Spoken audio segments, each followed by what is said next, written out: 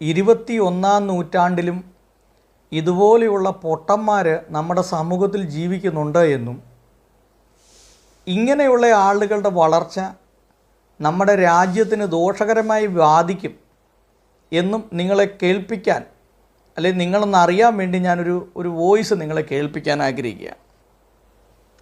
അല്ലാഹു അല്ലാത്ത ഒരുത്തന് കീഴ്പ്പെടുകയോ അവൻ പറയുന്നത് അവനും കൂടി കൂടിയെങ്കിലേ അള്ളാന്റെ പണി മുഴുവനാകുമെന്നോ വിചാരിക്കുന്നത് ശിർക്കല്ലേ?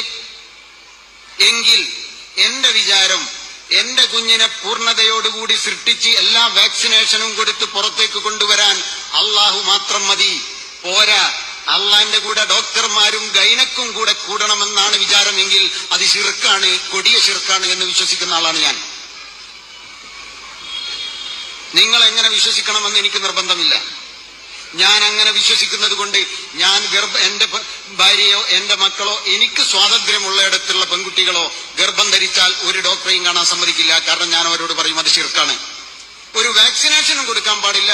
അത് കൊടുക്കുന്നതോടുകൂടി അള്ളാഹ്ക്ക് ഇല്ലാത്തത് കൊണ്ട് വേറൊരുത്തന്റെ സാധനം കൊടുക്കുകയാണല്ലോ, അപ്പോഴും അത് ശിർക്കാണ് എന്ന് വിശ്വസിക്കുന്ന ആളാണ് ഞാൻ. നിങ്ങൾ എങ്ങനെ വിശ്വസിക്കണമെന്ന് ഇന്ന് രാത്രി പോയി കിടക്കുന്നതിന്റെ മുമ്പ് ആലോചിച്ചാൽ മതി. അള്ളാഹ് ഒന്ന് ആലോചിച്ച് നോക്കിയേ.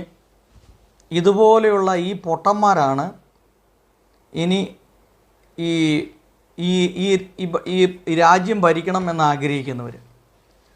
ഇവരുടെ ഒരു ലോകം, അല്ല ഇവരുടെ ഒരു മെജോറിറ്റി നമ്മുടെ ഈ ഭാരതത്തിലെത്തിയാൽ നമ്മുടെ ഈ രാജ്യത്തിൻ്റെ അവസ്ഥ എന്തായിരിക്കുമെന്ന് നിങ്ങളൊന്ന് ചിന്തിച്ചു.